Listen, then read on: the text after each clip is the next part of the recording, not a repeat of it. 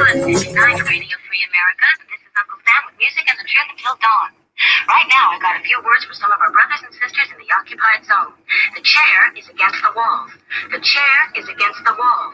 John has a long mustache. John has a long mustache. It's 12 o'clock, Americans, another day closer to victory. And for all of you out there on and behind the lines, this is your song. And welcome everybody to our daily gun show. Come to you live every weeknight at midnight Eastern, and we talk about guns for an hour or so. So this is the alternative to whatever you're supposed to be talking about, wherever the news is telling you you're supposed to talk about, and the alternative to what everybody else is talking about deliberately, so that we can stay in communication with each other and not simply bouncing around at the whim of those who would manipulate. So we, unlike a lot of the other chats out there, we're not cowards. We put a link out to the conversation right when we start the show. You're welcome to join in and be part of it. So this isn't a scripted discussion about, or I mean a scripted, I don't know, whatever, it ain't scripted. So join in if you want. If you don't, we end it quick. So a couple of people were watching the stuff earlier. I quit watching it and went to the store. And I am in the middle of at least 2 projects right now. Totally distracted. But when it's time to do the show, I turn it on so that we can have a conversation, and there can be a place that isn't just whatever you're supposed to talk about today. And let's see, we already were online earlier today. Supposed to have a conversation with Pincus about the rally on the big channel, and he ditched me. So talked to Clover for a little bit, and he went and made pies, I guess. And then I talked to Pincus on the Instagrams and invited him into this show. So he's welcome to jump in if he's out there. Like I say, I'll usually sit here and talk for a couple minutes, see if people jump in and have a conversation or not. There's Barbecue jumping in. Good evening. How you doing, Drew? Yeah, fair Midland. How is it going on that end of the microphones? Hanging around. Not too much going on. Right on. So we like I say, have an open room here. If you want to bring in topics, feel free. I don't know if you got anything to talk about. Got DJ out there. It might be just the 3 of us tonight, or a whole bunch of people might show up and it might get into a lively conversation. I guess we'll see. Yeah, I don't know. I think we might be getting corked by a lot of channels with this whole debate thing. Mm-hmm. Well, it's big money. You see something happen like that, everybody's supposed to care about it, so jump on, exploit it. Or I guess there's people that just ignore it, and this probably isn't for them either, because we're not doing this to ignore it. It's just there's an alternative to it. Caught the 50 states update. What's all that about? Or are you talking about the tour thing on the big channel? I posted that. I was supposed to post it in the afternoon. It went up in the morning. I don't know why, but whatever. I wasn't paying attention, I guess. But I'm guessing that's what he's talking about, the video on the big channel about the book that we talked about yesterday that got finished yesterday. I finished editing it last, what the hell is this? Whatever. I'm starting to get alerts from stupid software. I got one order for the book yesterday, so I updated a couple of the things, typos, I guess, I saw in the text, and then made it a version 1.5. I don't think I was awake to post that over to Patreon. So Patreon's got an old version at this point, but whatever, you can, the typos are like, I'm talking to the phone and I say new paragraph, and it didn't, it just wrote new paragraph because it's an idiot.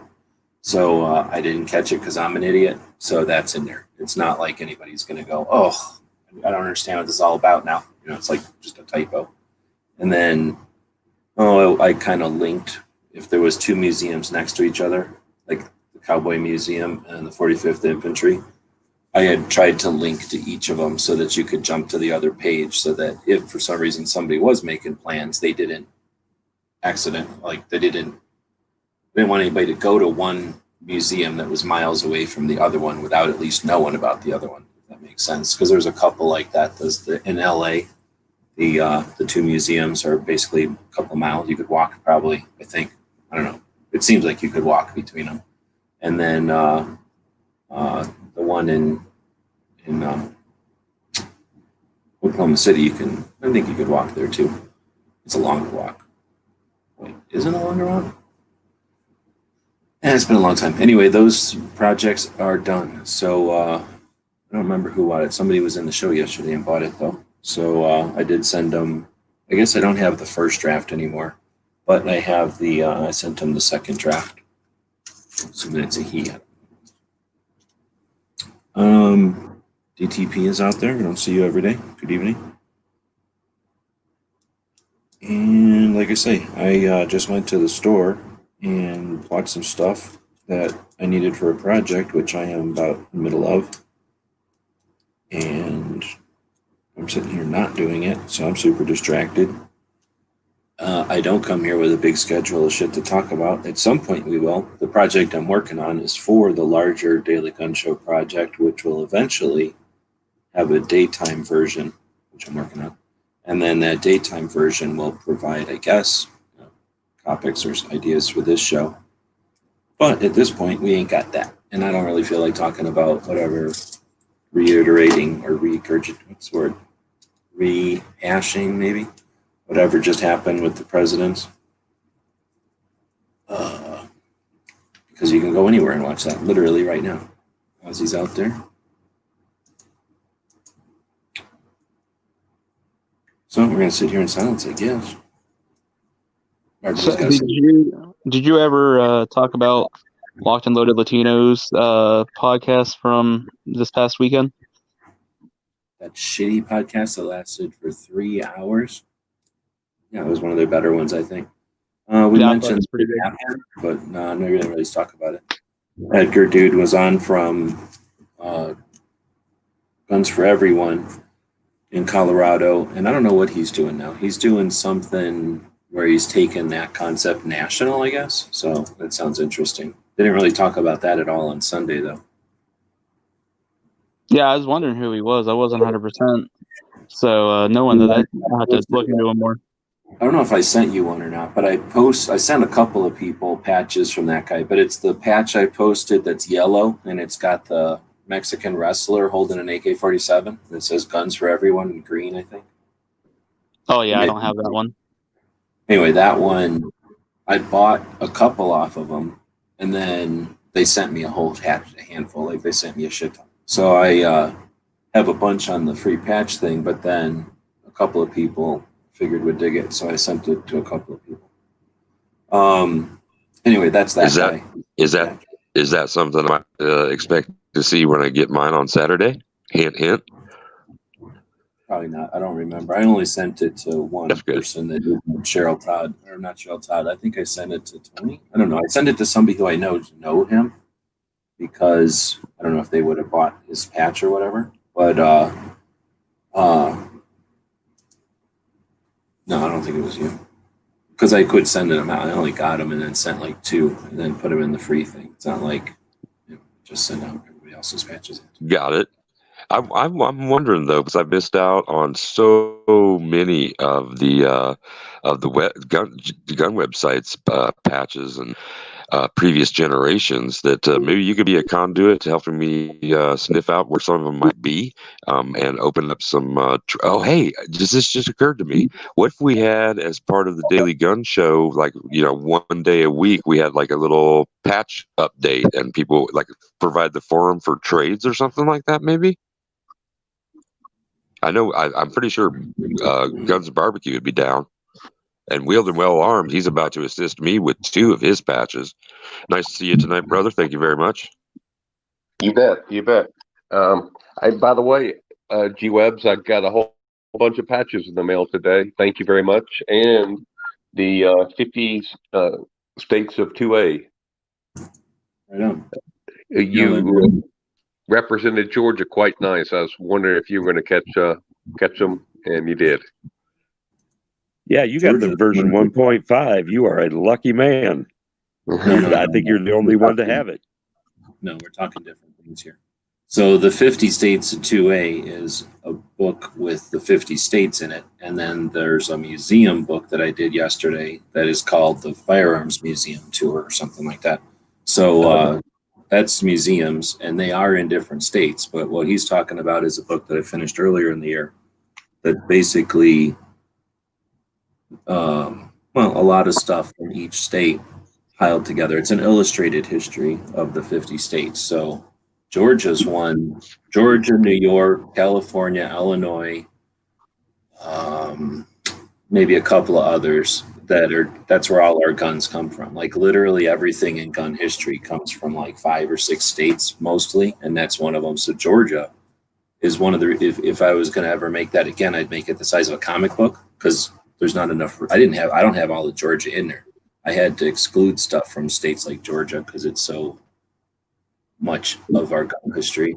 Like I don't even know old stuff. Like, I didn't even put in inventors. I didn't have room anymore for like inventors and stuff that happened in the past. Like there's some stuff in there. But anyway, I wanted to make it a resource for people that are, I don't know, trying to have conversations or doing stuff nowadays. So I tried to have some historic info, but it's not like a historic reference. It's supposed to be like a current illustrated reference, I guess. So you can get some information about what might have happened, but it's mostly current, I think. At least I tried to be mostly current. You know what it reminds me of? It reminds me of kind of a Ripley's Believe It or Not for guns when I was a kid, like in 4th grade when you got to buy, the 8 books, they were all paperback for $12 or whatever it was. That's what it really feels like. It just kind of really a nice book. Thank you. Yeah, right on. And I'm thinking none of these are done, right? Because there's just too much stuff. So I consider it a draft. So anytime you find an inconsistency or error or something, let me know. And I just keep updating the file, and I'll just keep updating the version number or whatever. But it have to be a collaborative thing. I mean, I didn't come up with all that anyway, right? I just accumulated it. Everybody else did everything. But as far as keeping it up to date, like I said, I'm probably going to go bigger because I don't really want to write any smaller. It's tough to read as it is. So it's just that I can only do what I can print, right? So I need to be able to figure out how to print something the size of like a comic book. I think would be a bigger size without getting too big. It would be a bigger size. But I keep calling it illustrated reference because I don't know, that's a good comparison, I think.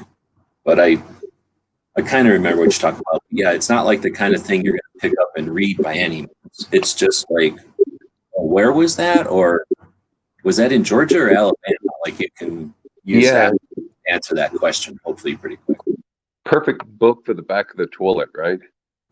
Well, I'm hoping it's for, I've done a lot of live chats, and I've seen a lot of people initiate projects or live shows and stuff.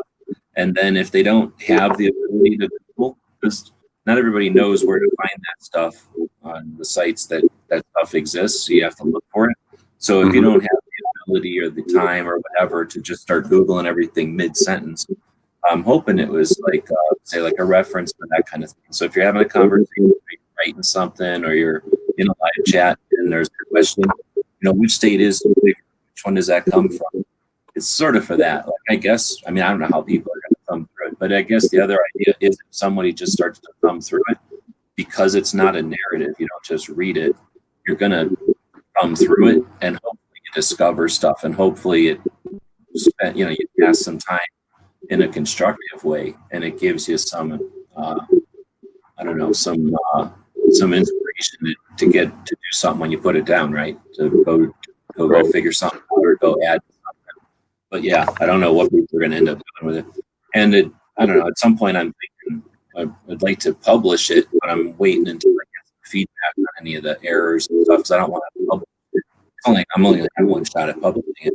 I don't want to publish it with errors, Right. And there's a lot in there. Like I just crunched it. Like I just spent months accumulating it and then formatting it, but I have no way of knowing if it's accurate. All I did is accumulate.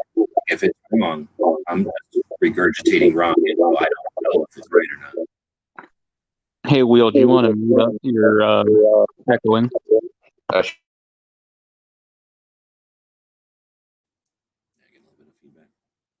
But anyway, yeah, thanks for sending me a stack of patches. I think you sent me like 10 of each. So one of the things we'll be doing is on this show is bringing back the tactical quiz and stuff. So I'll be able to use a bunch of the stuff that people have sent me. Well, I have you guys that sent me stuff, and then just have other stuff that I've accumulated. So we'll be able to start burning through patches through more than one way, hopefully, on this show.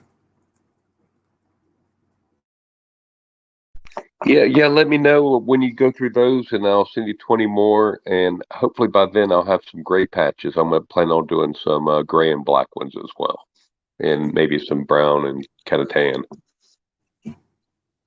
Popping up the colors, yeah, kind of going through all the different, like military style patches, how they different, they change with different uniforms and colors.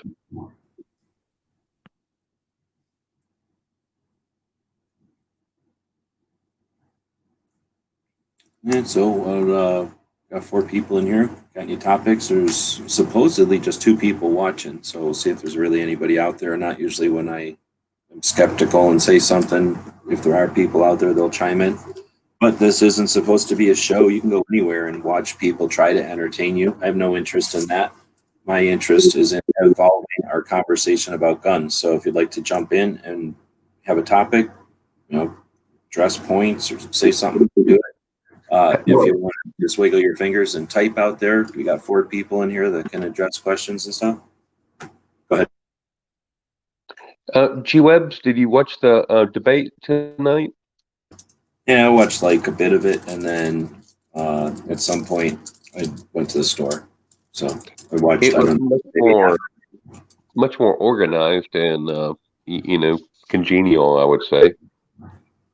Oh yeah, like were there actually some 2A questions or stances revised or taken? No, it was everything in Joe Biden's sweet spot, pretty much. Oh, really? So that, like I said, I don't know when I left. If it was halfway through or most of the way through. I don't think it was. I watched a bunch of it. I don't remember when I left, but at some point, like you say, it was better than the last one. But I decided, all right, I'm done. So I left, and it wasn't the kind of thing where either one of them was winning. It was just another draw, as far as I could tell. So I was kind of interested if they were going to talk about 2A, but I could care less, really. So I left, and like I said, I just don't know. They said at the beginning, like, we have this list of points that we're going to talk about, but then they never said what those points were. So I don't know what their agenda was to talk about and if they missed it. But that's awesome. So you're saying you listened to it and they didn't bring it up as like a specific point of discussion? No, 2A never came up. That's fucking not even in the improving Black lives or nothing like that. 2A was not mentioned at all during that section, and that was really the only place it could have come in. Yeah, that's awesome. Well, and then there was a couple of times where Trump even called him on it, where it's like, hey, what do you think about China? And then he's like, well, blah, blah, the economy or something. And it's like, there's a potential where they would have asked him about something. And he said, hey, yeah, let's talk about guns instead. But that didn't even happen. So that's great. If a presidential election or the presidential debates didn't bring it up, I don't know how big an issue can it possibly be, is what I'm saying. But that was the third one. So maybe it was supposed to be in the second one, but it couldn't be such a big issue that, NBC posted this one and they came up with the questions, I guess. It couldn't have been such a big issue that NBC decided to bring it up. Yeah, C-SPAN was supposed to do the second one, and then the moderator got fired, even though it was canceled. But the moderator, who was an intern for Joe Biden, somehow got fired over lying about his Twitter account being hacked. But anyway, they found out it wasn't hacked, and they fired him. He's been at C-SPAN for about 20 plus years. You think they just get a different beat? Because C-SPAN would, I would think C-SPAN would be an indifferent, like impartial moderator, I would think. Yeah, well, that was the whole purpose of choosing C-SPAN, and then you found out that he was in the court, with Joe Biden. I'm not sure exactly what was in his Twitter, but he denied it, and he said his Twitter account was hacked, and then they found out it wasn't hacked, and he. Well, that's how you know it's fake. Because like more than one guy, C-SPAN or whatever, they get the next guy over. So it's ridiculous. The Biden, the Hunter Biden and the hard drive kept coming up, and the payments to China and the payments from Ukraine and the corruption and all the money, and Biden was just denying it all. And actually, the naval officer who was his partner and collaborated on all those emails and was one of those names on all the emails, and said H stood for Hunter, and Mr. Big was Joe Biden Sr. So he was in the audience today. That was kind of interesting.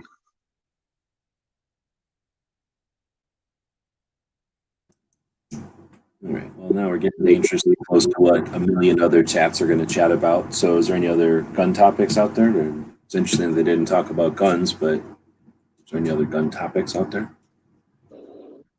I don't know. I guess I could bring up how I was called a Democrat. I make liberal politicians happy, and I'm a sheep because I'm not satisfied with Springfield Armory and the supposed acts of contrition that they've made since all that stuff went down. I found that amusing today. Where in the hell did that come from? That's pretty weird. Oh, Texas planking video had popped up in my YouTube feed a while back, and I had started watching it, and he's like, yeah, this Springfield 1911, whatever the heck he was shooting, blah, blah, blah. And so I had just left a comment, hey, I hit the thumbs down button just because it's a Springfield.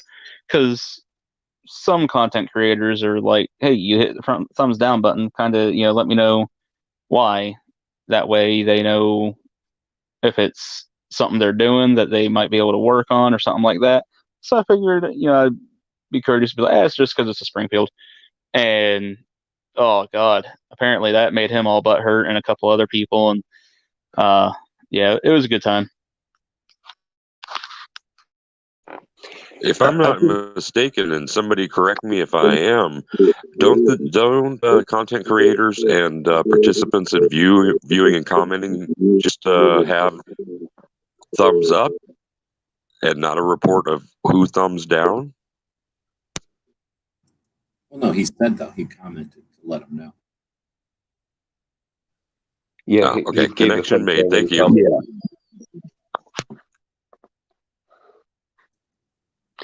I did a Springfield video on a P9, which was actually a Tenfaglio import, which is a CZ, clone. And I just bought it because the historical significance. It has a beautiful bluing on it, so kind of had to have it. So that's the only Springfield I own. So it's not really a Springfield. It was just imported by Springfield, but it was when Les Bear was the custom shop head of the custom shop, and all the Tenfaglios went through the custom shop. It's a pretty nice gun. See, and that's one of the things that when I built the 50 States book, my ultimate goal is to figure all that stuff out. I haven't figured out the best way to put it in a visualization yet because I've been watching a bunch of different methods of doing that. But whenever you look up Springfield, in Illinois, and all of its, I don't know what to call it, like all the associated companies that it came from or it worked with or came from it. It's super interesting and super neat. And it's possible to find it. I mean, I've done my best to find it online, but without like spending pretty much night and day always researching it, you have to just look in all different kinds of sources to figure all that stuff out. Where I was hoping once the book exists, then it becomes sort of a skeleton or a structure.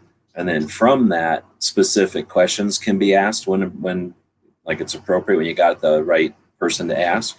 And that's something that I don't know, it's not like an immediate project, but that's the 50 States book was sort of came from that concept that, like, you know, we got to start somewhere to have these generational conversations. Like, what were gun shows like back in the day?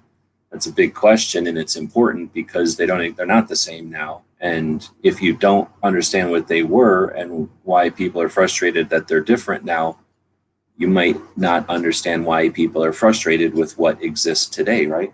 It's one of those generational things that all kinds of communities and things have to deal with, right?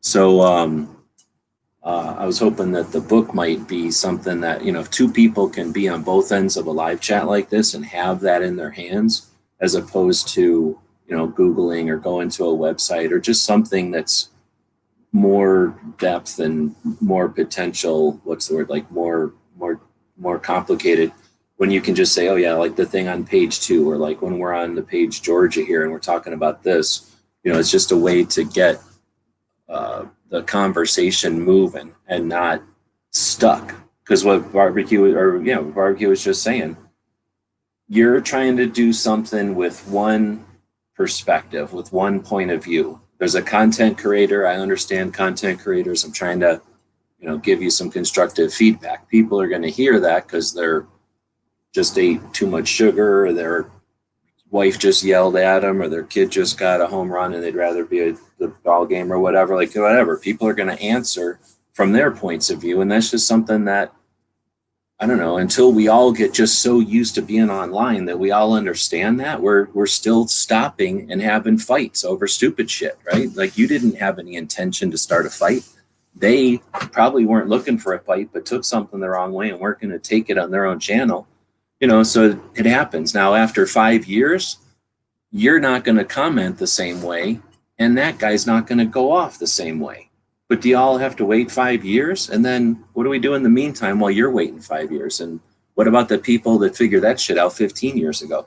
So that's part of the book, is to help give us something to hold in our hands, I guess, because we haven't done that yet. I don't know if it's the right thing to do. It's just a thing we haven't done yet, but to hold something in our hands so we can have these conversations and take them to another level instead of, I mean, I can't tell you. The reason I don't go to the daytime chats and hang out is because they're the same freaking chats every 3 years. Like, go watch old chats. They're the same conversations because of this cycle of people coming through and getting frustrated because the online conversation can only go so far, and certain people are going to stick around and try to get it farther, and other people are going to give up, and other people love the tension, so they just throw rocks and sit back and eat popcorn and watch the people fight with each other. It's like a dynamic that really hasn't changed since AOL, and the only thing that changes is the name of the platforms and the people involved. But what we're going to do as a community is lose, as a culture, is we're going to lose players. They're going to get frustrated and leave, and the new players aren't going to get that advice or that wisdom, and everybody's going to be rebuilding the fucking wheel, be rebuilding the damn mousetrap every 15 minutes. And the other side loves it when we're not organized and we have to rebuild from scratch, because they get to take the same old playbook and use it and win. And the winning isn't they got a law. The winning is we're still having this fight. We're still having this fight. That's how they win. It isn't a specific win or like the number of states. It's the fact that we're having this debate. Now, we should be taking it as a win that the politicians didn't even talk about it this time around.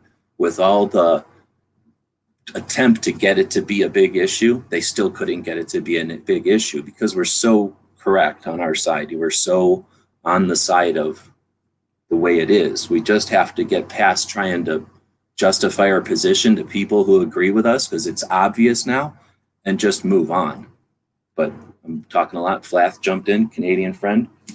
Go ahead, say stuff. We got 5 people in here, and hopefully there's people watching. This isn't a show. These aren't bleacher seats. You're sitting at podiums with microphones. You got keyboards that have direct access to this conversation. Go watch somebody else be part of this conversation. Either jump in or type out there. You got 5 people. We could be having a massive conversation. I'll shut up.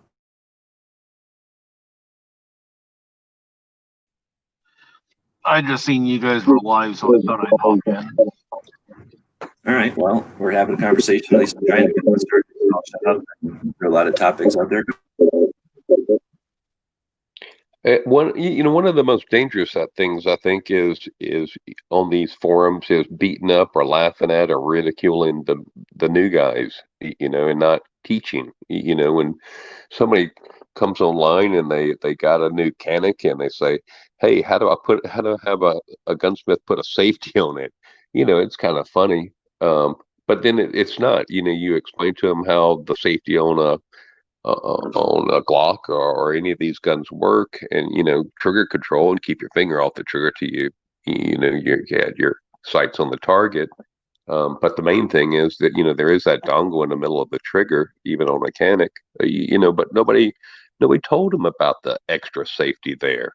It's just there were 30 hate, and then they were all the way down in the middle was one guy that gave him a decent answer with 15 likes on it. All right, high school Cub Scouts.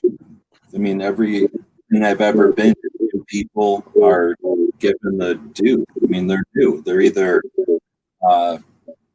what are they, tourists? They're either there to look around, and that means they're potentially wasting your time.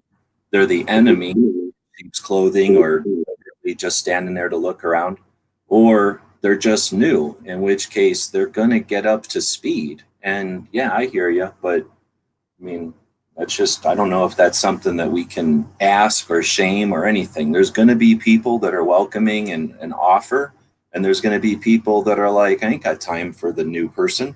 And then there's going to be, on Tuesday, I felt good about having new people around, and on Friday, I didn't. So I think it's the just senior freshman thing. When you're a freshman, if you ain't got an older brother or sister, that's me. I didn't have nobody older, but I knew people that had older brothers and sisters. So I kind of understood that there was a way to grease the wheels.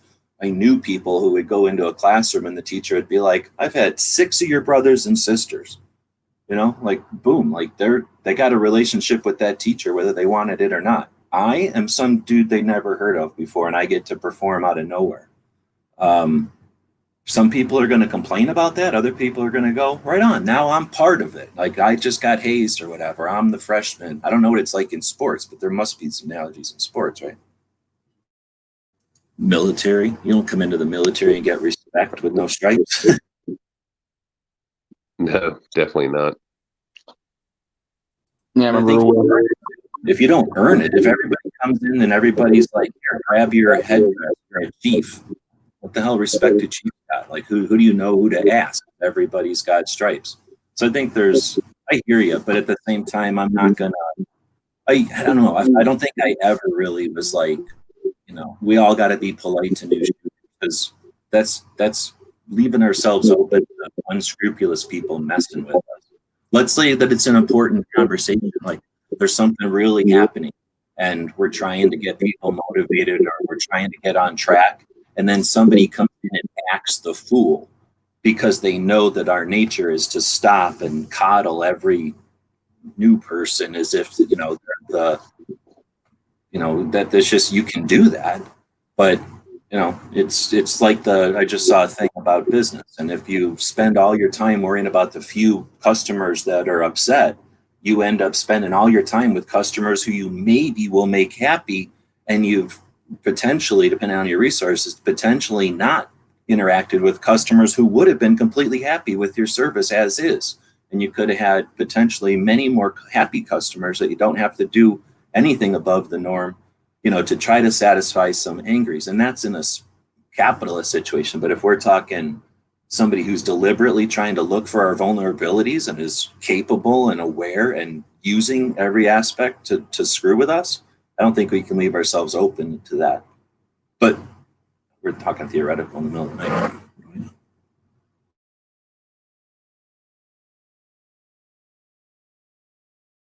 What do you guys think? Come on, it's supposed to be a conversation. No, yeah, I totally read and relate to a lot of what you said. So many things that I don't think that I could come up with ready examples, but the kind of courtesy and kindness that was extended to me when in my early days absolutely fostered continued interest all the time.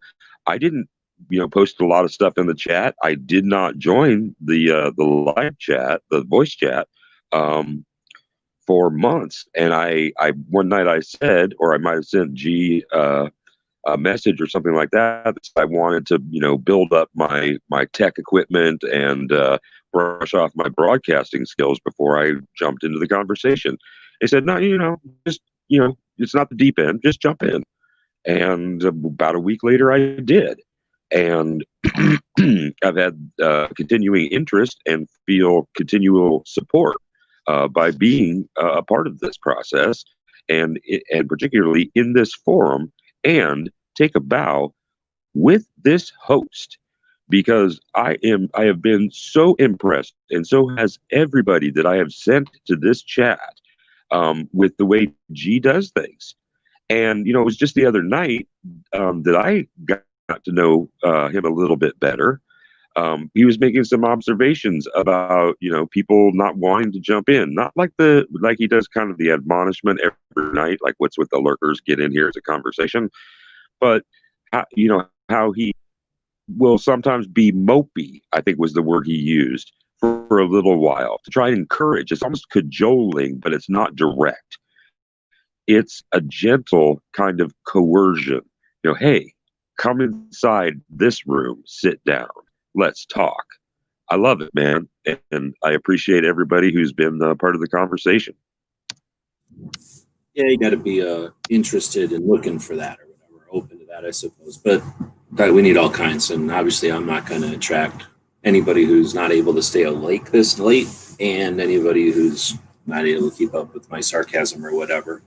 But that's awesome, because there's no way I'm going to sit down and hang out in some people's chats either. So we need a diversity, otherwise we'll never. If we only had one voice, it'd be. We'd all be. What's the word? We'd all be compromising somewhere. Balance. That's a good one. Well, to add on to like JD's thing there, I like to think of it more like an old school truck stop. Everybody's welcome to sit down at the table, no matter your experience, no matter what. Just come, sit down, chat.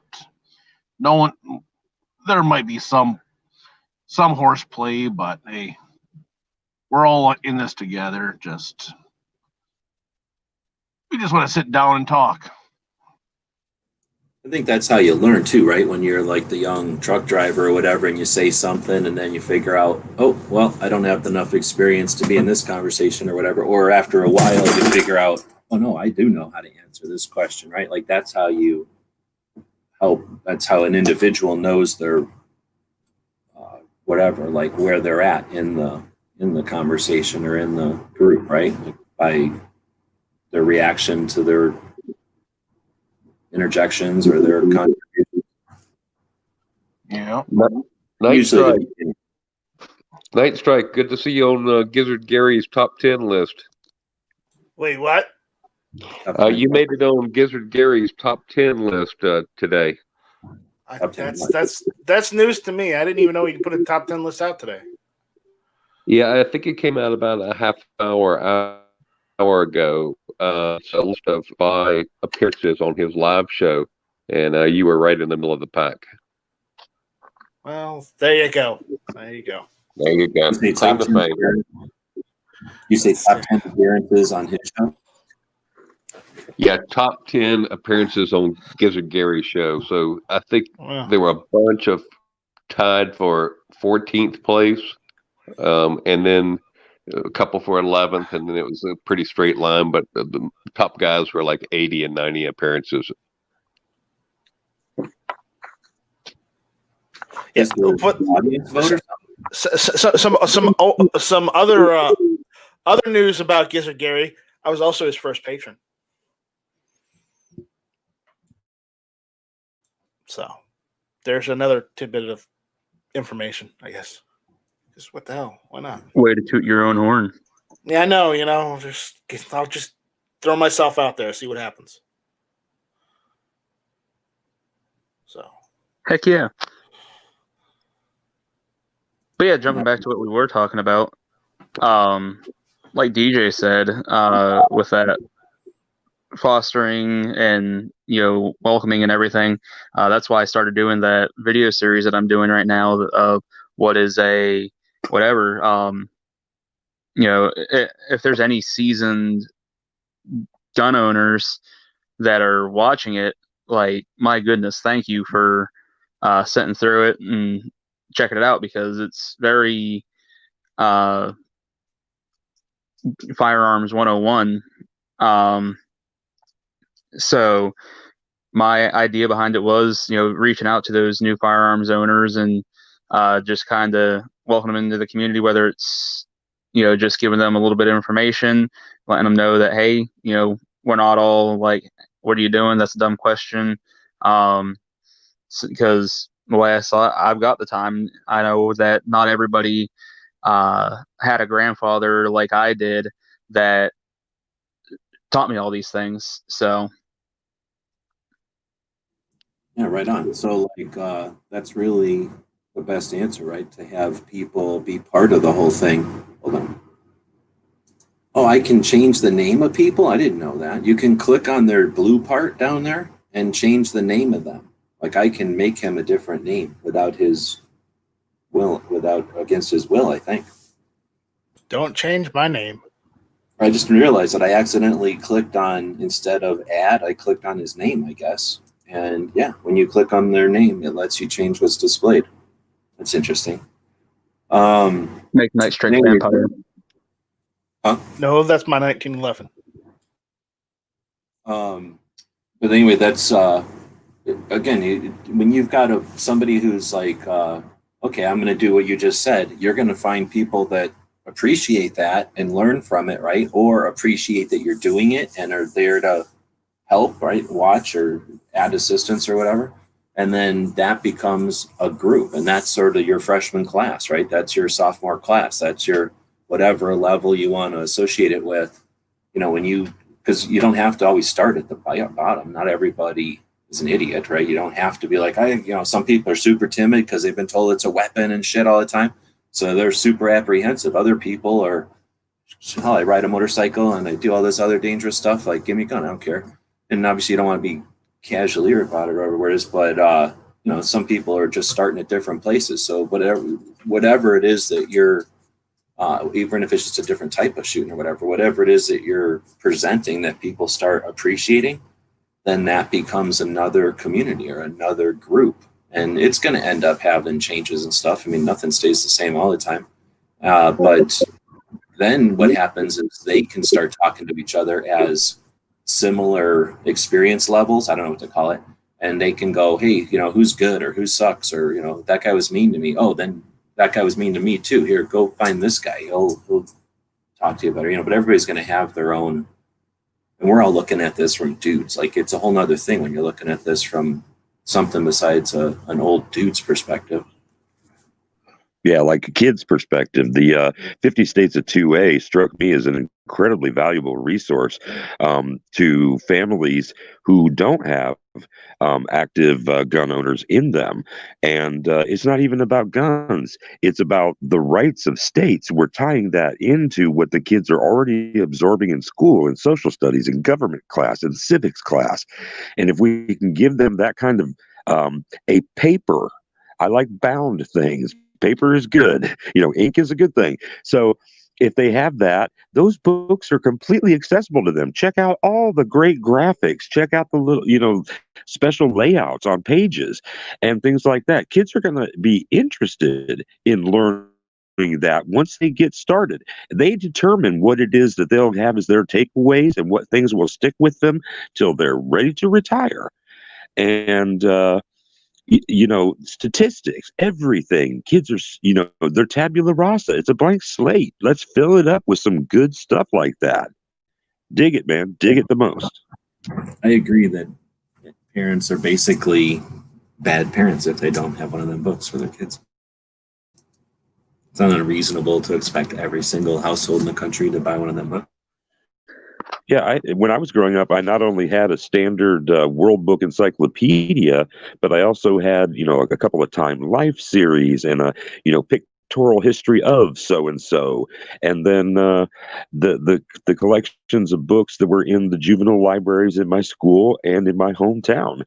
They have series of the Great Americans series, and though they are light on minorities and women, I learned more about, in particular, the 19th century leaders in industry, military, government, and they stuck with me, helped me to ace tests in the advanced courses in high school.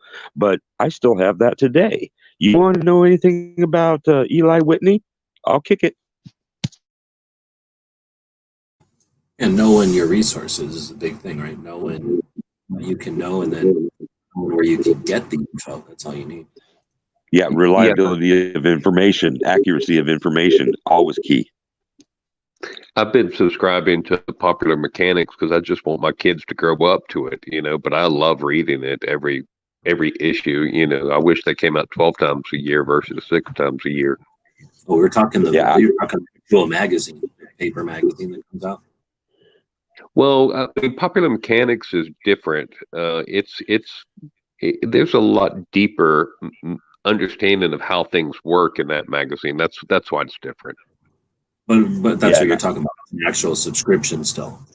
Yeah, subscription. Yeah. I had one. My grandpa had a subscription for me his whole life. So as long as he was around, I had a subscription to it. So I grew up with it, and Popular Science. But popular science here too. Yeah, totally. The projects and the infographics and like you say, it's like maybe like a National Geographic. It's you're not necessarily studying it. It's not like you need to memorize everything, but you get an awareness, right? You get a broader view that you can then bring to whatever it is you're doing, and okay, blah blah blah, something happened in Africa 200 years ago that relates to what we're doing here. Let me just take a second and go find it. Except now we got the internet. Before we had to go to a library or whatever. But yeah, I can totally see having that around grandkids. G, have you seen National Geographic in the last 5 years? Oh no, I haven't seen National Geographic since probably my Eagle Scout project. Whenever we recycled a truckload of them. They are 4 out of 5 are global warming propaganda stories. Yeah. Just a political. That's too bad. It really is. I mean, I've got one. My wife subscribed for it, thinking it was going to be, it's still got great pictures, but it's just indoctrination central. What about the maps? That was always a righteous portion of that subscription for me. The pull-out maps. I'll go get one. Hang on. They always have had the maps, and I agree. So whenever I was doing this project one time, it was a recycling thing, and it was like we told people about it, and it was back in the olden days when recycling was still kind of a big or new thing. So people were aware of it, and they decided to bring stuff. So this lady or guy, I forget anymore, somebody brought in just an amazing, like a giant collection of National Geographics. And there was no eBay or nothing like that back in the olden days. So when something like that was being thrown away, you're like, look at all that being thrown away. But you didn't really, there's nothing you're going to do about it, right? It was like a truckload of National Geographics. But what I did do is spend actually, I think I tasked somebody else with doing it because it was going to take a while. We went through though and pulled every insert. So there's more than maps. It's mostly maps, but every once in a while it'd be like a thing of birds or, some other kind of big pullout. But yeah, we went through and pulled them out, and the pullouts from all them were garbage bags full. It was like multiple giant garbage bags full of maps. Because I had this like idea, oh, let's just keep the maps for the scout troop or whatever. Then we'll have all these maps instead of having to have an entire room full of National Geographics, right? Well, two, it's not possible, and two, useless having a bunch of maps. You'd have to have them in like folders that are somehow tabbed, like, you know, because the map itself, you have to basically unfold it to see what it is. So almost pointless having just the map. But I still probably would have a sheet of map in there, 'cause I never throw away a map, especially, and it's probably because of National Geographic. Yeah, I've got a map of That would fill a couple of file cabinets. I've got a map of Asia's vital rivers. It's pretty incredible. But let me just read to you just 5 of the stories in here. Looming crisis over water. The Indus River is vital to 270 million people. All right. The Himalayan ghost leopard. Conservationists boast the leopard's sightings. So that one's a positive.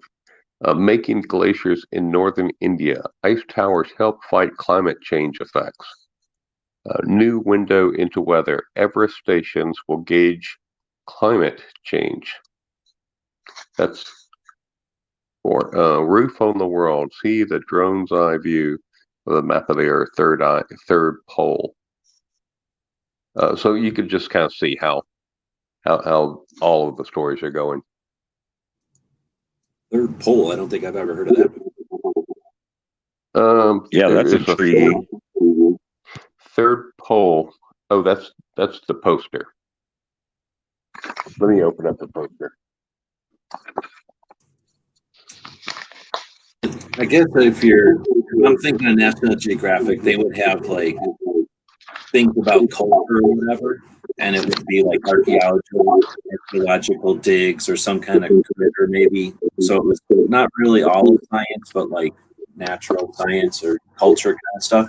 So is it possible that stuff is just not, you know, all that's been discovered and they got nothing to talk about anymore? Immediately, I think of how they did the King Tut for a decade.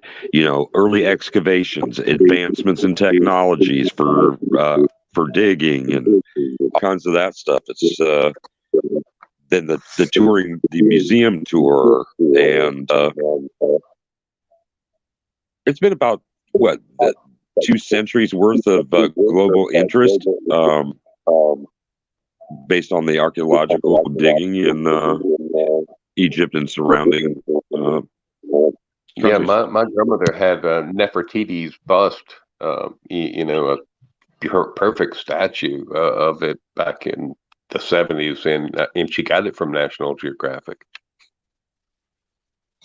A picture or the actual thing?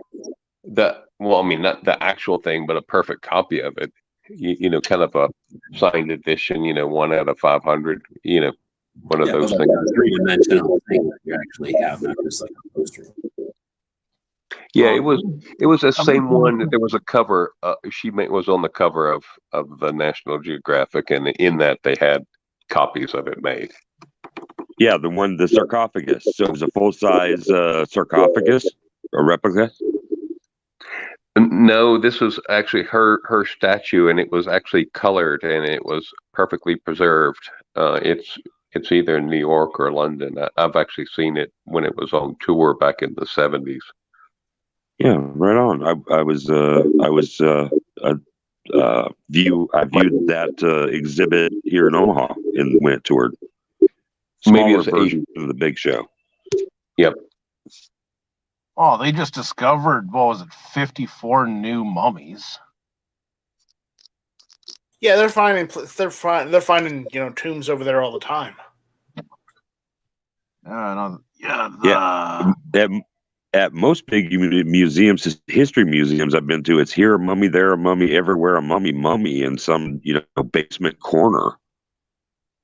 Oh, they just found I don't know how long ago, but they found something like 54 or 56 sarcophagus in one tomb in Egypt. It's a family plot. It's a family plot. Yes, it's part of a farm. Yeah, no, I thought that was kind of interesting. Every time I watch some, I don't do it often, but every once in a while I'll watch something about, Egypt or the pyramids or something, and I don't recall most of it. It's just interesting, and then next time I watch it, it'll be interesting again. Um, but there are times when they'll talk about, or there'll be a show where it's not necessarily about aliens or crazy alternate histories as much as just what they think they know about the pyramids is based on whatever they dug up and looked at. But every time something like a dunes shift or the sands move and they find something new, it adds to their knowledge and it shifts what everybody thinks because there's more knowledge now. Like there's more stuff to listen to or let's read or whatever. And that kind of stuff is always interesting to me, how they'll, something will happen and I don't remember all the circumstances, but all of a sudden they find something and it fills in a gap that they thought would never be filled or something. And it seems like not much in order. It seems like that stuff happens. Like the Rosetta Stone. Yeah.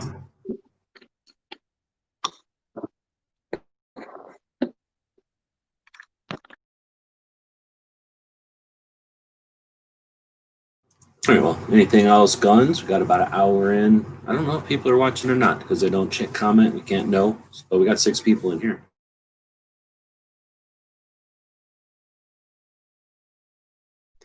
Hey, it's about 1 o'clock here. I got to go to bed. Right on. Well, thanks for jumping in. Good to have All right, people thank in. you. And Catch you later. I'll be listening. All right, bye-bye. Right on. Go easy. like I say, I've got stuff to do. So if people don't have no topics, then we'll end it up here. Otherwise, if we got topics, we can run it. If it gets going real good, I'll just mute and go do my things I got to do. But at this point, like I say, we got 5 people in here. No one's really chatting out there. Last chat was DJ 20 minutes ago. So we're going to start wrapping it up here and let people jump in and say something if they want. At the last couple of minutes, we'll stop the countdown if somebody jumps in. Otherwise, anybody got anything to plug or talk about before we head out of here? I have something. Yeah, I have something, G, and it's about the 50 States of 2A. There are a lot of leaves on that tree, and I was thinking, hey, what if you did a fold out?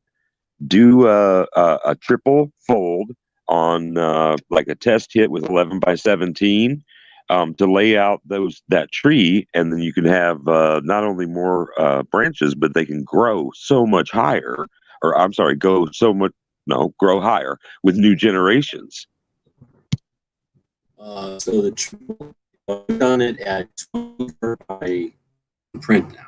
I can tell it in tables, I guess, right? So 6P, either 18 by 24 or 24 by 48. The two standard sizes that all the printer places use. And basically what I found out is the width of the paper that they use, right? So print those, and when I do it where the head about the size of a quarter, maybe 50 cents, or between a quarter and 50-cent piece, and the writing is, you got to go up to it and squint, right? Like the writing is small because even when the heads are that big or the logos are the size of a nickel, I can't get 130 on a poster. So there's just physically only enough room for like 130 entities on a poster. So I could make everything smaller perhaps, but then you'd have to get more like color and groupings or something to get information across because it just becomes super detailed. The map idea for the museums wasn't too bad because there's only 30 museums. Well, there's 60 museums. There's 30 big ones and 30 little ones. You could put those on a thing, but when I try doing 2A, it gets to be, that's 130 cartoons I've drawn. When you get to the 50 states, I mean, pick anything. Gunsmithing schools, there's fewer, but anything bigger, ranges or gun shops or manufacturers, everything else is going to be more than 130. So I could discriminate. I could do it a map for, or do something like that for a focused, right? Like 22s or shotgun shooting or something, like a focus, and then eliminate a whole bunch of stuff that, just wouldn't fit. But who knows what the next level of tech is. Maybe there's some way to have like a picture frame where you can scroll through, or some sort of a holographic thing. Because really, I think what it needs is a 3D tree, because there's people come and go from places, and then people touch, and then that touches to be something else. So how do you explain the three things that are involved in this fourth thing? But that might be the next level of tech, or some sort of cartoon, some kind of graphic. But anyway, I'm not shitting on it. I don't know how to put anywhere near all of it onto one piece of paper, unless it's huge, unless it's the size of a whiteboard. I have considered printing stuff out onto stickers, because I can do that, and then sticking them stickers onto magnets, because I can do that, and then sticking those magnets on a whiteboard, which I have, and then I have 4 foot by 8 foot to work with. And then I could take a picture of that maybe, but then I don't have the cameras to take a picture of that and turn it into nothing.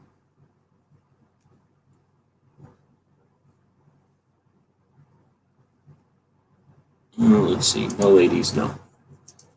At least none that we know of. Somebody on the audience might be a lady. National Geographic is owned by Walt Disney. Interesting. Okay, best BB pellet pistol for a youth. Best BB pellet pistol for a youth. I don't think there's a best. Looking for a pump. Oh, not CO2. Well, then it's the one from Crossman. That long one. What's that thing called? Yeah, I'd have to say the. I'm not sure.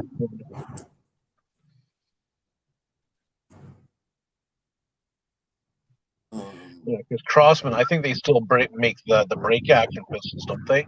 What is this? Is that flashing for you? Or is it just me? Is that flashing? See how it's flashing for me? Am I still here? Is this happening? What's happening? Is it still happening? Oh wow, that's Yeah, it's trippy. funky. Is it doing it It's for you? wigging out. It's wigging out. So whatever this is called, a Crossman model 1377 is the one I used when I was a little kid, and I liked it the best for pumps. It's not the best for anything else, but it's good for pumps. So it's a single shot bolt action-ish looking thing. You got, I don't know how to describe this thing. It looks like a long ass nothing. It looks like a long ass BB gun. It's got a fat tube with a smaller tube on top, and it's got a fake wood grip that's fairly ergonomic, and then a fake wood handguard, and you pull down that handguard, you pivot that handguard from the barrel. It pivots out at the muzzle. So you bring it down in front of the trigger guard, and it pivots off the muzzle, and then you can pump that fucker as many times as you want. I think it maxes somewhere, but you can pump it more than once and get more and more pressure out of it. You kind of pull this little, I don't know what to call this, like little slide thing over the open chamber, and you drop in either a dart or a BB, one shot, single shot, and then you kind of have to pull back this little knob at the back that cocks the trigger.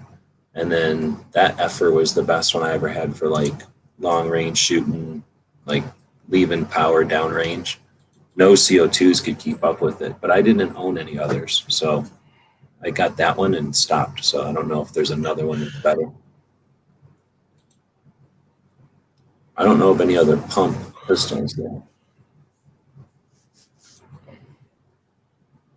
But it's a single shot, so it's boring as hell. It's only good for what it's good for, shooting long and power fast BBs.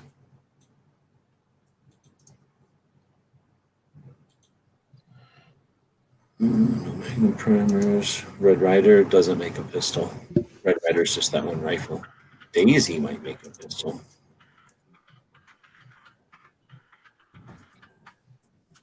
Their first pistol, or their first gun was a pistol, I think.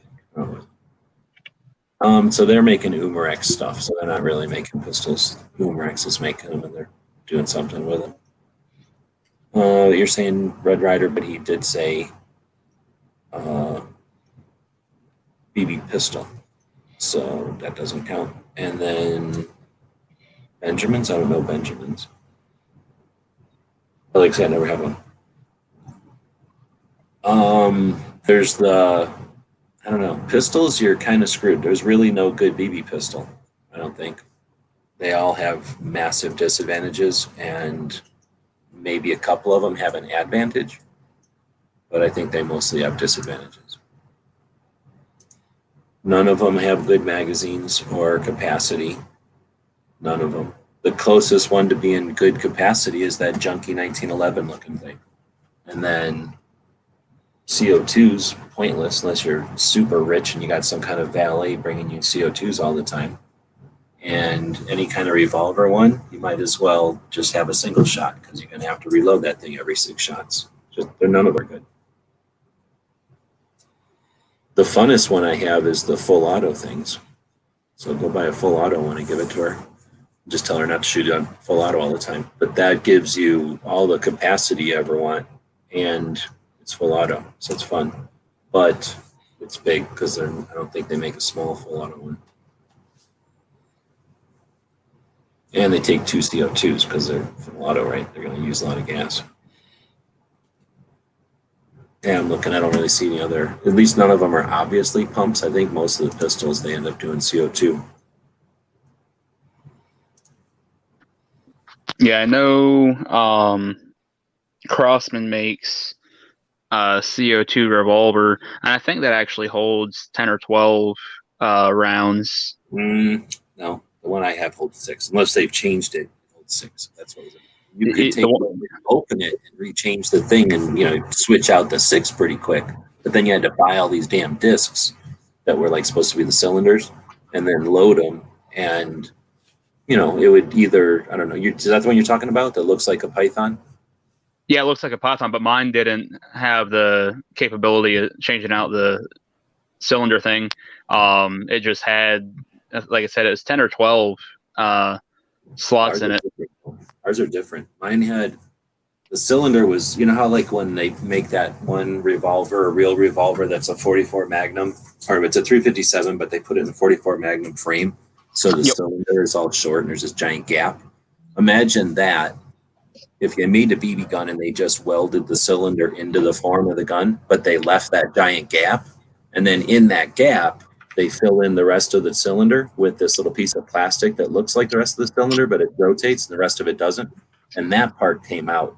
And it was like having 5 silver dollars stacked on each other. It was like that big. It was like a disc that thick.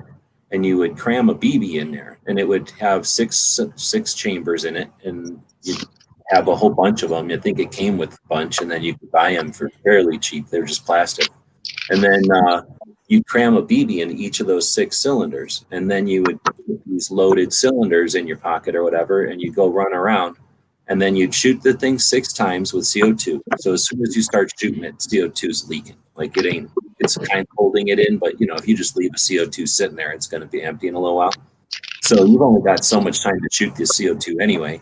It's not like you're going to shoot 2 rounds and then walk around for a half an hour and shoot 2 rounds. CO2s don't last like that.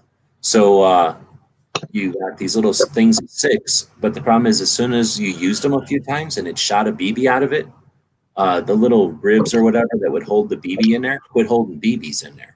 So now you've just got these cylinder things that don't hold a BB anymore. And we were trying all kinds of shit, like putting paper in there and just doing a million different things to try to get it to hold a BB. So it was just a disposable junk. And I mean, I understand magazines are supposed to be disposable, but for kids, they shouldn't be disposable. They should be for toys, Yeah. And like I said, the one that I had, the exact part that you're talking about, I don't remember it being able to come out. But like I said, it held 10 or 12 shots. It was quite a bit more than 6. Well, maybe they changed it. I had mine in the 80s. The one that DJ's talking about that looks like a high hunter and a woodsman had a baby, that I think I know what you're talking about. If it has like a little lip under the muzzle and you would pull down on that lip and it would pivot back by the top of the trigger guard. If it's the same one, it was like all metal and you couldn't really change nothing on it. I had one, I guess. I had a broken one, I guess. So I had one to play with, but it wasn't a BB gun. It was just a toy gun. But it was so heavy, and it only, from what I understand, it was just a spring. It only pumped once. It wasn't like that Crossman one was some sort of a piston, where every time you pumped it, you were putting more and more pressure on your piston. Now I never modded them either. Like we just never did. Never thought about it, I guess. But you can modify these things too. You can buy whatever and make it cool, right? You can make it better, I'm sure. I mean, within reason, but you can definitely change what you own. Yeah, the 1911s. Everybody should have one. You can shoot a dart with them, good, but they're kind of pointless. Super slow. But they actually held BBs pretty decent. They'd hold like 10 or 15 BBs, and you just have to shake it. That was actually pretty decent. I don't mind that system. I had the Sig Sawyer blah blah blah CO2 blowback. It used for target practice. Yeah. So that's one of these things that they'll have like a mag, right? Like it'll have some sort of weird thing that holds 10 BBs in a row or 10 pellets in a row, and then you load the mag. I guess that's better than single shot. It's just that my full auto ones, you just have a hopper. You just pour the BBs into a hopper. You never have to touch a BB. So I'm just opposed to having to touch a BB ever. I think I had some kind of, I had one of them fake guns, like a yellow plastic BB gun, where you just poured the ammo into something. What the hell gun was that? That one was pretty good. That might not work for a real BB gun. That might work for a BB gun. Anyway, anytime you can just load a hopper, I'm happier with a BB gun that way.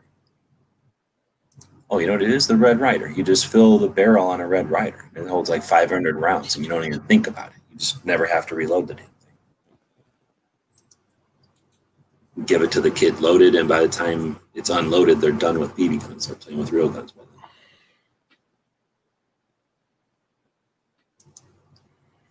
All right, though. So one pump kind of sucked. Pull the lip down. Yeah, it was okay as like a toy gun because it was kind of solid. And when that thing would come down, we would hold it like a, like a little grease gun or something. Like we'd act like that was another hand, like a bird grip on the front. It was full-size user. Yeah, exactly. They're full size. And that's where I'm not even thinking of dry practice and shit. That stuff is probably a whole other level of stuff. I think I have a couple of those. I never bought them. I just found them or got them or I don't know. I got them. I think I picked them up at like $1 boxes at the gun shops, and I would go, "How much is this?" And they go, "You can have it," because it was like a toy gun that was broken. But sometimes they're good for filling a holster if you're gonna like put a leather holster away. It's nice to have a cheap plastic gun that's the size of the same shape or whatever as your gun that you normally have in there.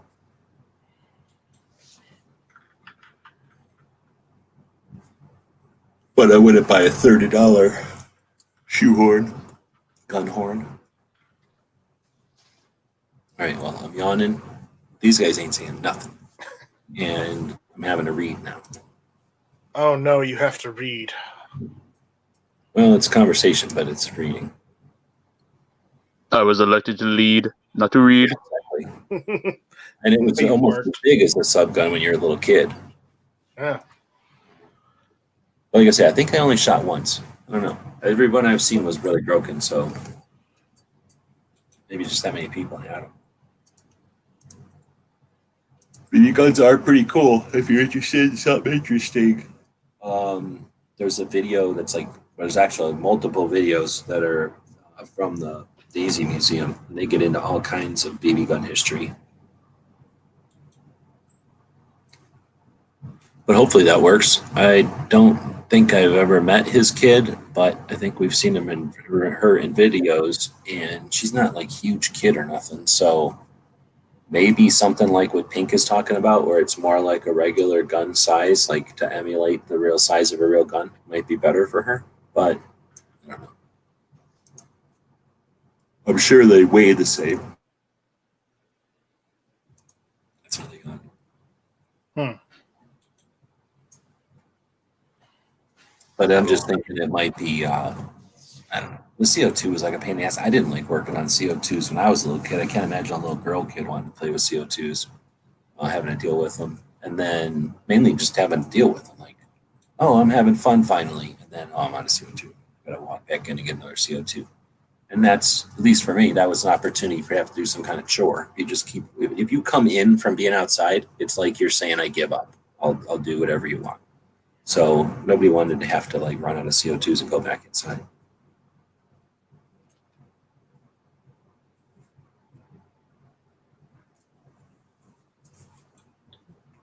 Yeah, I used to sit in my bedroom when I was a kid, and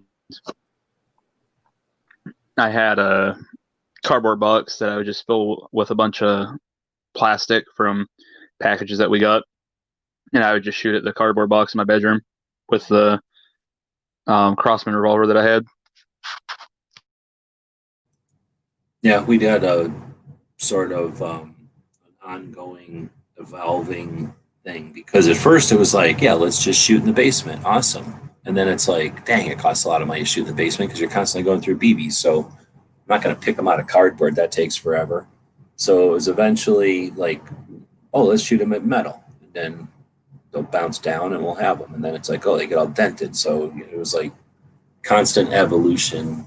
Eventually turned into sort of like a snail, basically, where we shot it and there was a slight angle which would decelerate, and then slight angle which would decelerate, and then like a trough to collect them.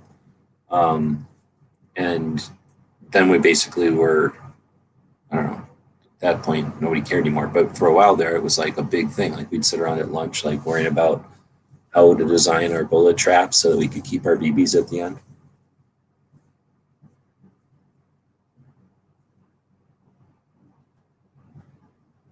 Airsoft, you want to advance? Look at that route. Maybe. I don't know. There are whole stores for airsoft, and there's barely departments. You know, there's barely like a section of a shelf for BB guns. So I don't think I've ever been to a store. I've been to a store that's just all BB guns. I might have been to some shops that had really good air guns, but I don't think I've ever been to a shop that was just all about BB guns. It's interesting. I guess there's not enough call for it to make a whole store for it. Yeah, I think the reason with the airsoft is you got a lot of kids that get into it, things like that. But then when you're talking about the air guns, they're not typically going to be safe to be shooting at each other. And then you got the people that would be getting them, they're like, oh, in my personal experience, when I was working at a sporting goods store, they'd be like, well, why would I, spend that much on an air gun when I could just go and get, 30-06 for $100 more? And I'm like, well, there's just some people that, they're really into that whole air gun thing, and it's pretty neat what the heck they can do now. But I feel like it's probably just a bit of a niche market.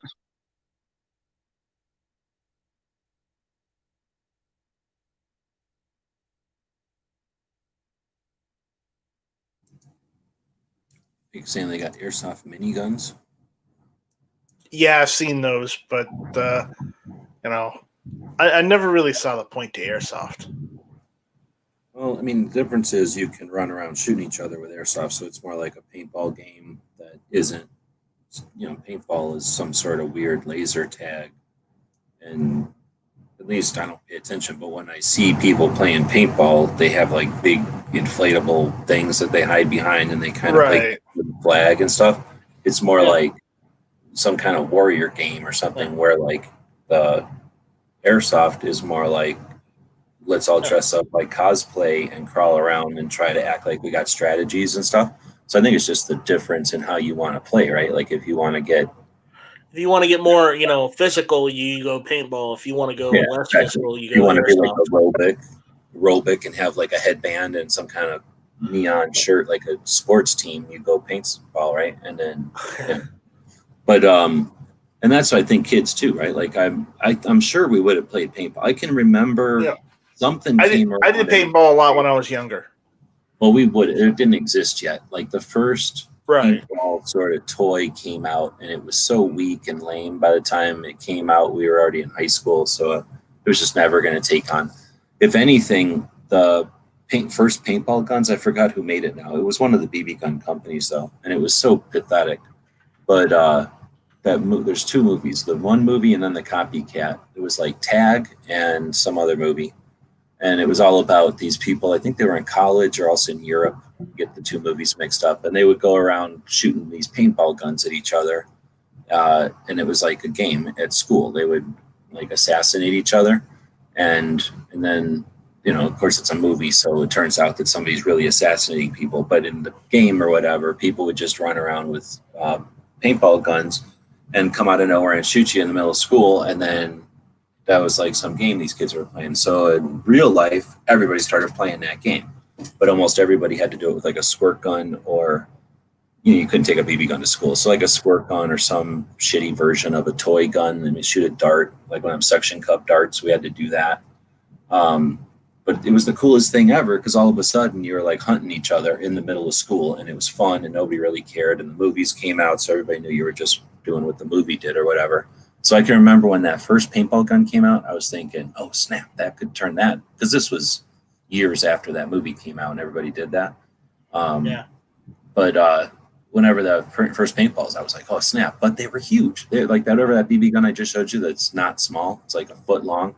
Those paintball guns were that big, plus giant magazine on them. So, and they were barely a spring, I think. So they didn't even shoot far or nothing. And I don't even think they were CO2. So they were just pathetic. No one ever got them. I think 2 kids bought them, and they waited until they actually came out with the good ones. Right. When I did paintball a lot when I was younger, and when I did, I still have my first paintball gun. But I used to have one of these. I sold it because I got out of paintball. But I had one of these. They're nice. It's basically a Thompson paintball gun. So yeah, that looks kind of cool. I've seen one that was an AR-15 or an M16. Oh yeah, they made for M16s. They made M4 variants. They made all kinds. It was for training, and it was an old one, and it had like the stock was designed to look like an AR stock, but it was an air tank, and it didn't have a hopper. It still used a magazine. So it was probably 3 generations or something before this one. That one looks like it's got real tech in it, and like actual, because that hopper means you can just shoot the thing. How many in that hopper? You would put an air tank right at the end underneath the pistol grip. You could see that. How many? Well, you can have a hose going to an air tank in your pocket or something too, right? Yeah, you could do that too. I normally just got one of those slim tanks and put it on. How many rounds did that thing hold, that hopper? Hoppers usually can hold between 50 and 100 rounds. Yeah. So that seems more fun to have something that looks semi-decent. Was it plastic or what? It was a mixture of plastic and metal and the wood. But it didn't weigh as much as a real Thompson. No, it did not, by far. Thompsons weigh like 21 pounds. They're kind of obnoxious to carry around. But having something that looks fairly cool, because the regular paint guns look stupid. So having something that looks kind of cool and that actually would be fun to shoot, like I could see playing with that or doing some sort of a game or whatever with that. But I don't know. If it's a kid sitting in a basement, I can't see airsoft being much fun. Although if you shoot that thing, can you see down the sights, or is that hopper in the way? The hopper's in the way, so if there was a way to aim you kind of had to eyeball it. So if you could aim it, though, does it even aim? Do paintballs travel consistently? No, because the barrel of a paintball is smooth like a shotgun barrel, so there's no rifling effect. Yeah, that's one of the reasons they go full on us. So that's, you wouldn't ever find pleasure with like a paintball gun and a target, right? You'd get bored because you'd never be able to actually get better. You would just constantly be somewhere randomly near the target. So the best you can do is like knock over stuff or hit, I don't know, big gongs or something maybe. Right. But again, if you're playing paintball, you're not all unlike with airsoft where you have to do strategy. In paintball, you're pretty much you're running around kind of like laser tag. Yeah, their strategy is more like laser tag or football or something. Like we'll all run over there and then they'll all run after us. You're not making precision shots. You're just point and shoot more or less. So I don't know if Patriot's still out there or what. But we probably mansplained it enough. We give him the answers he needs. But I don't know. Like I say, it kind of depends on what it's for. Where he's at, I think you could probably just go out. I don't think, if I remember right, like where he's at, there's like let's say a horseshoe of houses, in like a area. I don't think there's anything next to him. So unless I'm wrong, there's nothing behind him. His daughter could probably go out their back door and just set up a box or whatever and shoot at it. But so anyway, what our thing was basically a big box, and then all we did is kind of figure out the best angle, and we had a piece of like cardboard that has shiny stuff on it, like the cardboard that was just a little bit stronger than regular cardboard. It was like from some kind of a box that had a shiny writing on it, so it's just a little bit tougher cardboard. We had that almost flat, and then we had another piece that was curved a little bit, and then a third piece which kind of stopped them from just going straight down into the bottom of the box. And we kind of, I don't know if we duct taped that in there or something, and ended up using that for a long time. And that just sort of slowed down the BBs, collected them all at the bottom of the box, and we used them over and over and over and over. Because, it's not like you have a lot of money when you're a little kid, so it wasn't a huge cost, but it was annoying as hell to have to either hope that on your birthday you got like a milk thing, like the real things came in like a milk container, like you get 1 billion of them. But if you're just a sucker kid, you'd buy that little thing as big as your thumb. Like, I don't know, what's in there, 10 of them or something in there. So, that sucked. So once we got to where you could use BBs over and over, that was pretty good. That was like reloading. That's like learning how to reload. When you shoot them at steel, I don't know if you've done a lot of this, but if you shoot BBs, like just plain up at something really hard, they'll just all dent. Like, they're not that hard, so they'll just all dent. And then if you hit them with a fast enough BB gun, they'll dent to where they ain't going through a BB gun again. If they hit metal or something and they just get dinked up, then they're like a paintball. And where your BB might normally be semi-decent accuracy, like you'd know when you threw a reused one in there, because it would wing off to like the left by 8 inches for just no reason, and the next one would go high by 12 inches. Like, it just, that flat spot acts like a golf ball or whatever.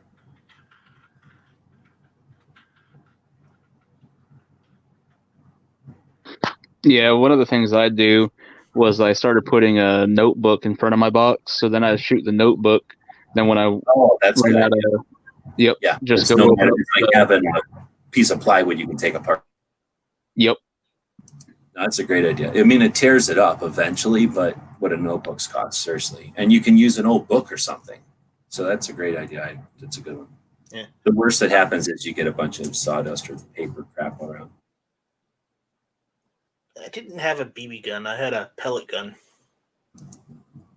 And there's hardly a difference, really. Well, it was the wood rifle one where you had to pump it so many times before using it.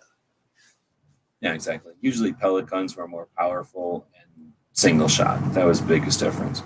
But right.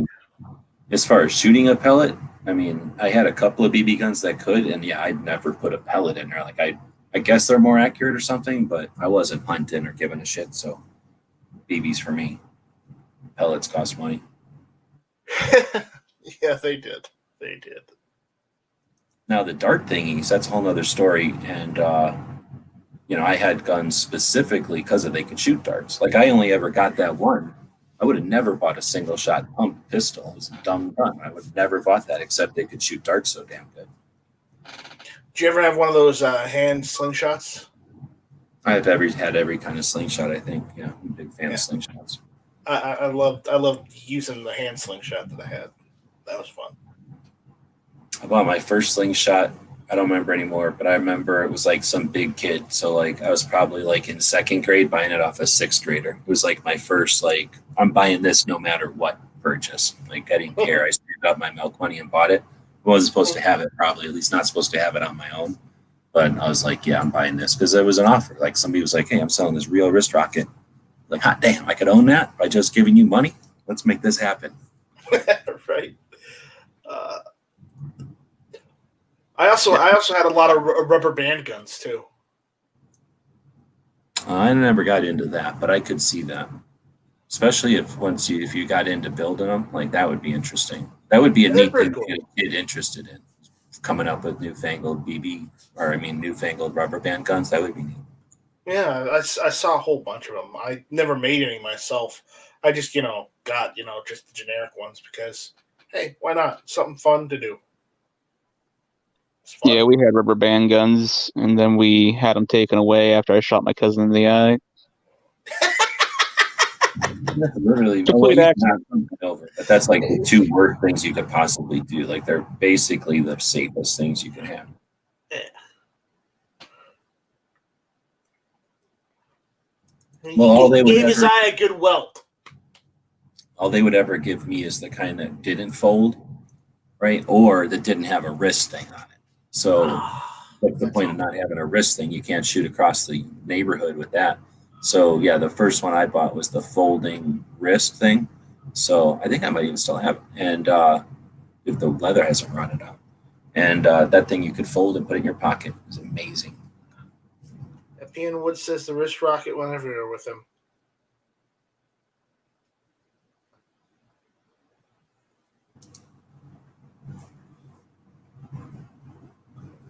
They're handy. Yeah. Uh-oh, we lost Guns Barbecue. Yeah, we're losing it. All right, well, so it's been 90 minutes, and even though Wood showed up and Justin's out there, and we've had a pretty good chat going.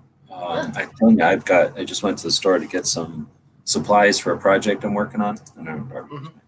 So I'm going to end it up here pretty quick. Always want to have a show. It's better when people show up and contribute to the conversation because then we have something to talk about. Glad that we were able to chat about stuff besides, what we're supposed to talk about today. Everybody bitches and groans that we're not, changing or, don't do things differently or whatever. And then they just fall in lockstep. And every time you're supposed to talk about this, everybody does. I don't have a problem talking about it, but every single show has to be tuned into the same topics every day. So this is intentionally not that. This is intentionally just a real conversation about guns. So I appreciate the people that show up to participate in it. And I'll let everybody throw out any last plugs we want before we head out, and we'll be back tomorrow. What does this button do down here? Oh, it just makes it. I'd never found it before. Down at the here, I guess Don't worry about it. I'll show you over here. There's a button underneath of StreamYard over here I never seen before. It just makes it go full screen. Ooh, fancy. I bet GunTube doesn't have that. No, unfortunately, it doesn't. You don't have a full screen? Well, you can always go full screen. Oh, no, yeah. No, it's got a full screen option, I think. You can make it full screen. All this did is shove it in a corner that I'd never hovered over before, I guess. Yeah. Anyway, all right. Thanks, everybody, for showing up. We will be back. Tomorrow is Friday, so we're doing the free patch thing. And Pincus gave his flag kind of back to whoever. So anybody that grabs the flag patch, I guess we didn't actually discuss it. He didn't jump in tonight, obviously. So I'll just say, because there's only one person, so at this point, one guy would get the flag. I'll just say everybody who's participated. So that brings it back to 21 people are in the running for that flag that Pincus will kind of re-gift on Saturday during the rally. So don't forget, I'm sure if you're listening to this show, you're already aware, but there's a 2A rally, a virtual version of the 2A rally happening, a national 2A rally happening in or on October 24th. That'll be this Saturday. And it looks like, according to my math, it will be happening at noon Eastern. No, wait a minute. I think it'll be happening at 3 p.m. Eastern, noon my time, if I'm doing the math right. As we get, it already is posted on their YouTube site, so you can watch the countdown and do the math yourself. But as we get closer, it'll be easier to do the math on it. Right now, it says it's like 56 hours away or whatever it said. So it'll be Saturday sometime in the afternoon. It'll be about 2 hours, and it'll be the opportunity for the community to get together. What's that? It does full screen. And that's super helpful if you're just looking at it yourself or whatever. So you don't have I to know. waste time looking at menus and stuff or whatever. Right. But otherwise, we'll be back here every weeknight at midnight. And like I say, I'm working on this project that I'm ditching the show for tonight to make the noontime show. It'll be amazing. It'll be like nothing you ever seen before. It'll probably make all the other gun chats just stop for a while because they'll cry, and then they'll think about whether or not it's worth going on doing stuff, and then they'll eventually copy it, and they'll fail, and then they'll get sad again. But eventually, they'll all come back. So that's what you got to look forward to. It'll be happening any day now. All right. Can't wait. All right. So we'll be back to pick up later. Barbecue, you want to say anything? No, nothing. Thanks. You bet. Thanks for stopping up.